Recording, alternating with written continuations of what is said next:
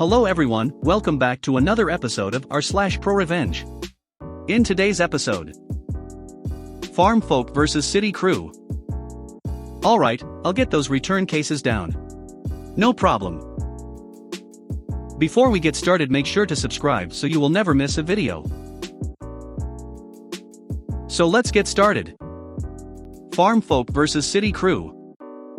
Hello all. My nieces and nephews have decided I, as the cool auntie, must master this thing called Reddit with stories of my youth.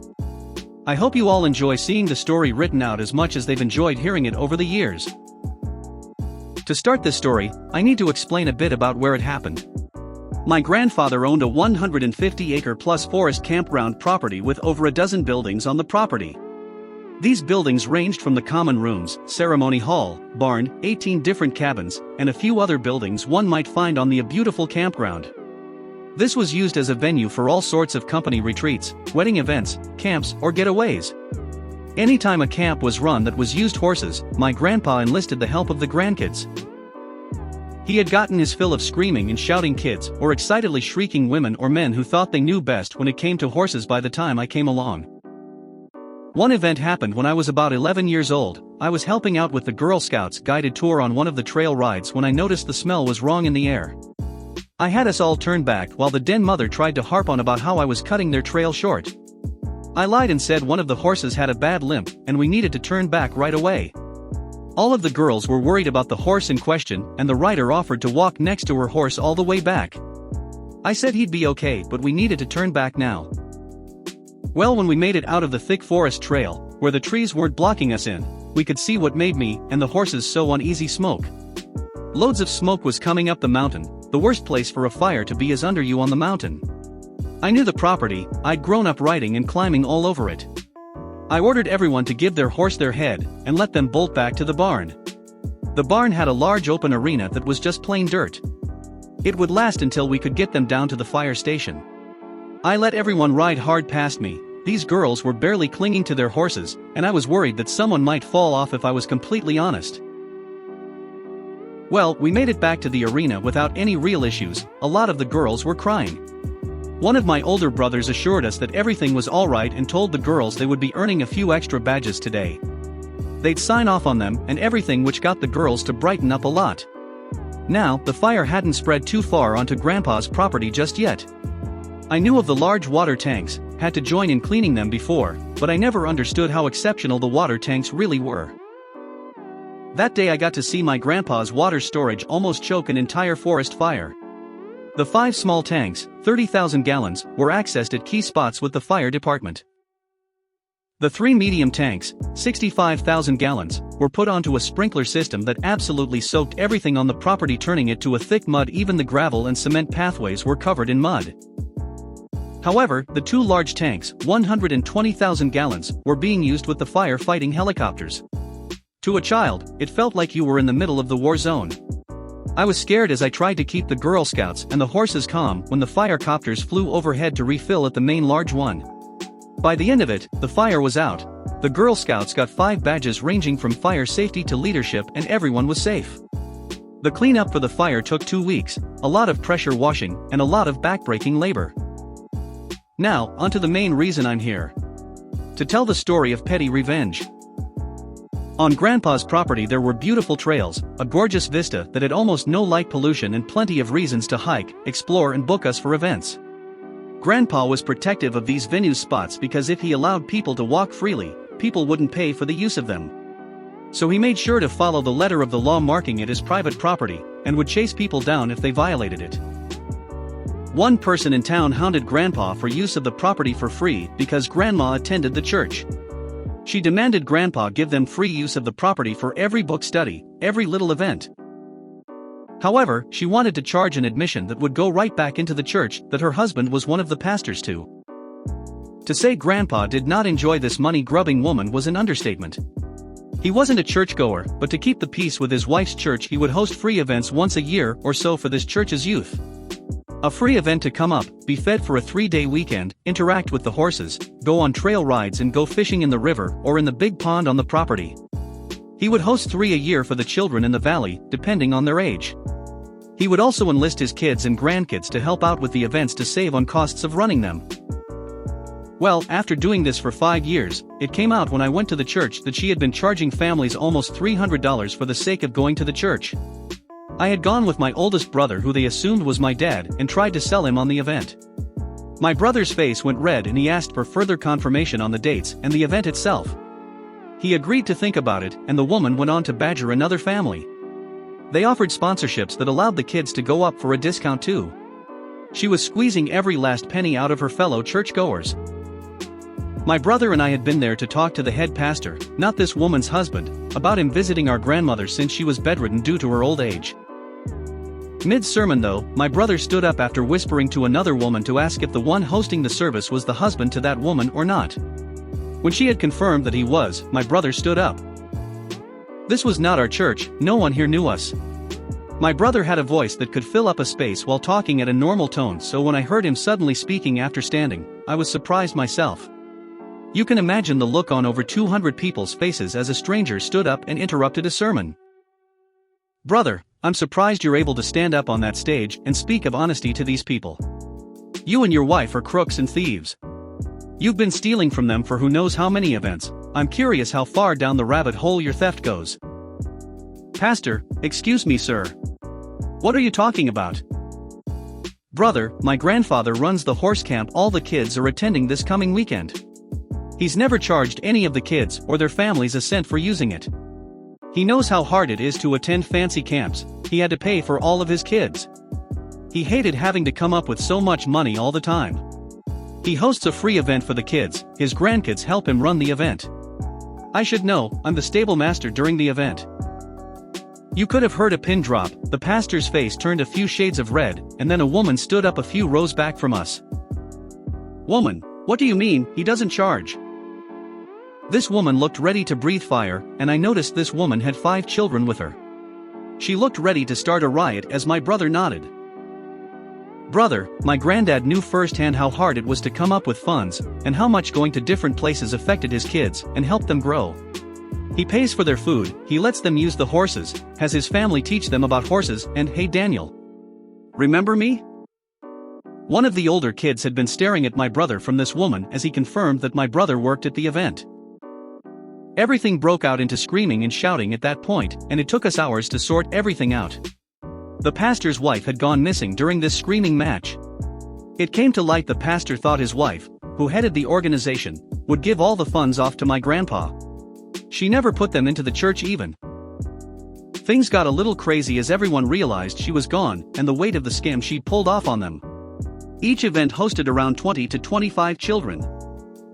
People would donate money to help get the kids of families with less funds there too, so we're not sure how much under the table money was given for that goal, but we do have an estimate on how much she got away with. $105,000 was the estimated she got away with before vanishing into the night. To say it was confusing was an understatement for me. I just wanted to go back home and keep an eye on the horses. My oldest brother's fury was nothing compared to anger my grandpa felt. He was so angry about all of it and only allowed the head pastor to come up and visit his wife, no one else. He was bitter, but at his wife's request, he wouldn't let his bitterness affect the kids. We hosted the events as planned and Grandpa's bitterness grew as we went from having 25 as our max to almost 50 per session. Every bed was filled in the camp beds, every bunk stuffed, and all of our hearts felt raw. I was a kid and I felt cheated, but I refused to let that show trying to follow Grandpa's example. I failed miserably a few times, I'm sure of that, but I did try. Well, now we're on to the revenge part of the story. All of the above happened in the lovely era of internet is a thing. How new? Grandpa had his venue listed in the yellow pages, if that dates us at all. I had turned 20 and Grandma's health, which had been in steady decline over the past few years, had really crashed hard. Her end was getting close. Grandpa asked me to help with her and the events going on because he was in no way ready to visit with people at all. So I balanced taking care of her needs and Grandpa's needs with running the venue through the booked events. On the website I removed all the information and wrote a message that stated due to current conditions, only previously booked events are on the schedule. Thank you. We'll be up and running again after the events conclude. It was the nicest way I could think to put my grandparents aren't able to handle people at the moment, please leave us all alone. Well, while in with the pastor in town after tending to things for almost 5 months, my truck broke down.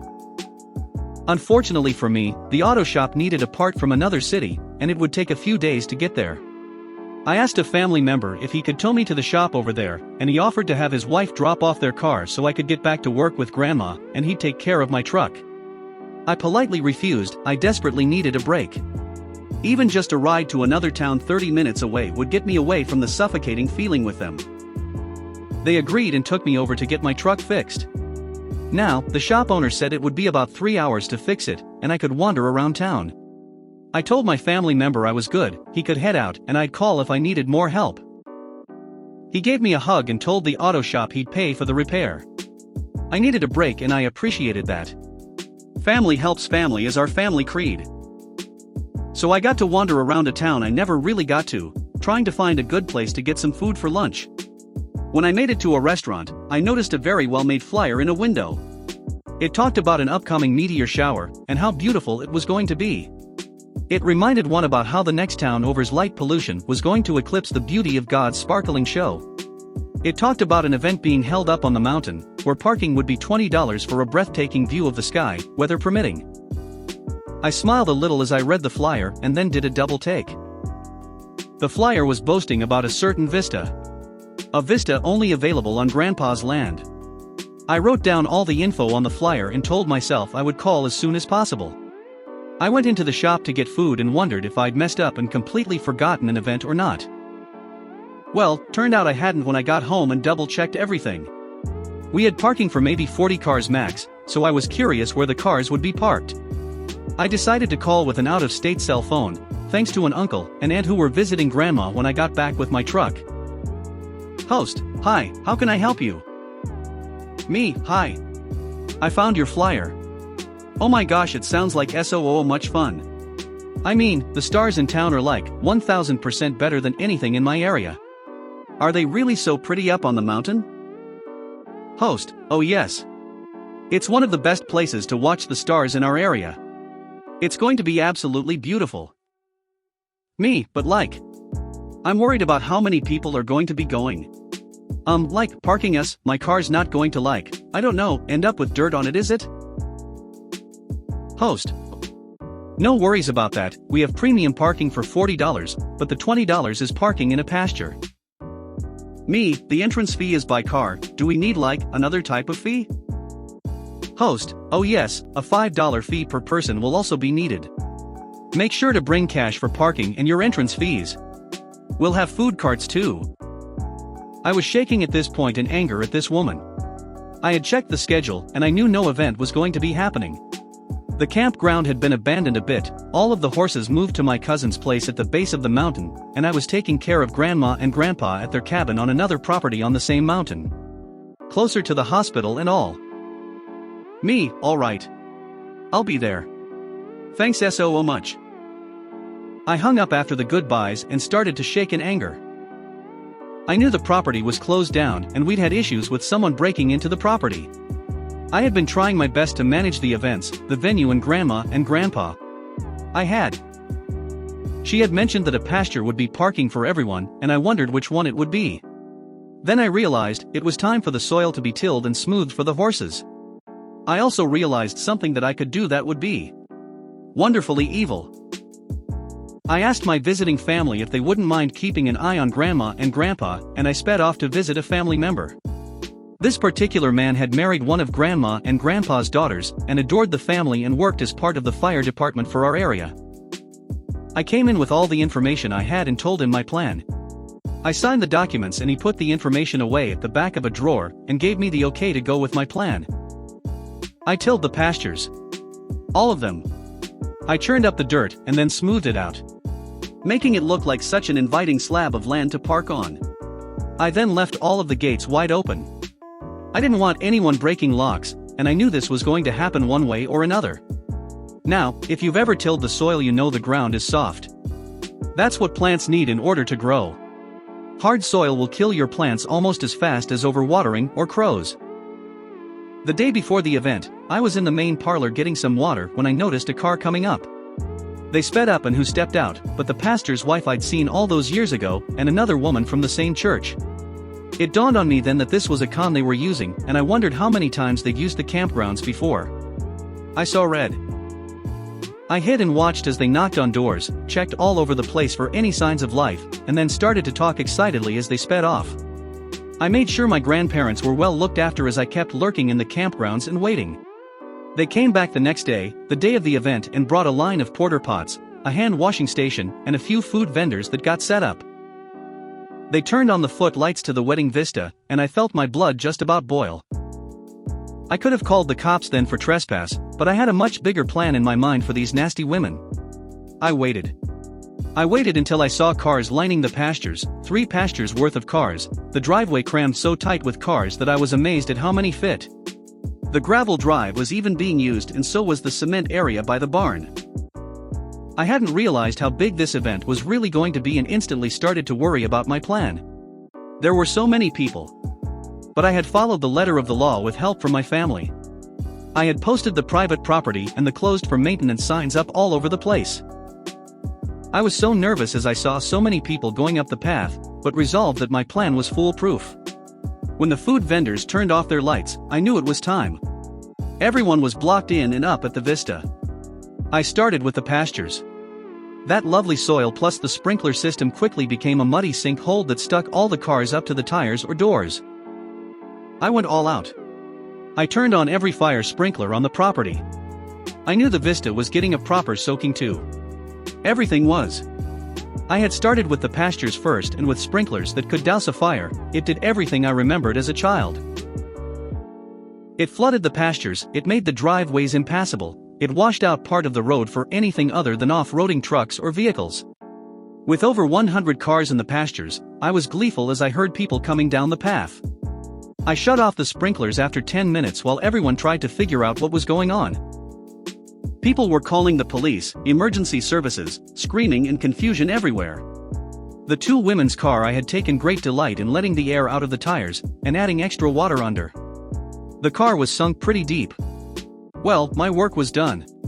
I hiked out and down the hill, and left to go back into town. The police made it up by the time I'd already gotten back to Grandma and Grandpa's place. I was found there and family vouched that I had been there the entire night when the police showed up. I explained to the police I wouldn't be caught up on the campground tonight, especially not with a fire safety test going on. We were to test the water tank's pressure by running them on an automatic timer for 10 minutes, and then measuring the water missing from the tanks in a few days when things settled and were passable. They wanted to know about the event, and we said we weren't hosting any events at all. Why would we when we told the police department almost a month prior, the campground was closed until further notice? The 2 women who had hosted the event were caught and charged with trespass, and a whole mess of other things including reckless endangerment. The firemen produced the permit too, to test the fire tanks. After all, they were paramount to the running of the fire department. They had 2 helicopters that would fill at those stations after all, and they needed to make sure that each pump could push out 100 gallons per minute after all. The women had to pay for tow services, damage the towing caused to the property, hotels and inns for the people who were stranded and didn't have someone else to come pick them up, and a ton of legal fees. The woman from the church had been wanted for her previous crimes, and had been living at this woman's house helping her to run similar scams all over the country by using out-of-season abandoned properties for their scams. I don't have too much information on the end of it all, because unfortunately at the time it was wrapping up, Grandma passed away. I do know that all profits from the scams had been sunk into fixing the damages and repaying for the crimes. It cost a lot to dig out the cars that got stuck in the mud. I hope you all enjoyed my tale of revenge. I did not expect it to be so long to write up, but then when I tell the story to family and friends they all know the campgrounds, so I don't have to go into that. Alright, I'll get those return cases down. No problem. This sub reminded me of a personal experience at a large desktop/laptop supplier, amongst other IT services. This was about 15 years ago, and I imagine most of this work has now been outsourced to low-wage countries. The name of the company are 3 capital letters. They don't do consumer hardware anymore. My job was to screen hardware issues with desktop and laptop computers. Mostly laptops. A person would call customer service, their problems would be written up. I'd review the ticket, call the person if there's any uncertainties, and then write up a plan for an on-site engineer to follow. If I would determine the problem to be the memory, but it ended up being the motherboard, this would be considered a return case, and we were strictly monitored on those. We were expected to be doing about 20 to 25 cases per day, and only have 1 to 2 return cases. Here's the thing though, I easily did 30 to 40 cases per day. I did this for about 8 months, and then I started to get negative feedback from my manager. He said my return cases were too high. Most of the time these were within acceptable range, but sometimes there would be 3 or 4 per day. The fact that I did near double the cases I was expected to handle was never commented on. After receiving this feedback twice, I decided to change my daily routine. I logged onto my phone. I went for coffee and a chat. After about an hour I do maybe 15 cases until lunch. I take my lunch break, have another coffee and chat, browse some game strategy guides, do some online courses or reading, do the remaining 5 to 10 cases and go home. Now I did the mandatory 20 to 25 cases per day, and just left it at that. Fewer cases equals fewer mistakes. Problem solved. I got complimented by my manager that I managed to get my return cases down to only 1 per day on average. Of course, this job got boring fast, and had no future prospects, so I went away from there not too long after. But I'll always remember this experience and vowed to never work at such companies again. If you made it to the end of the video, thanks for watching. Don't forget to like, subscribe and share, and we will see you in the next video.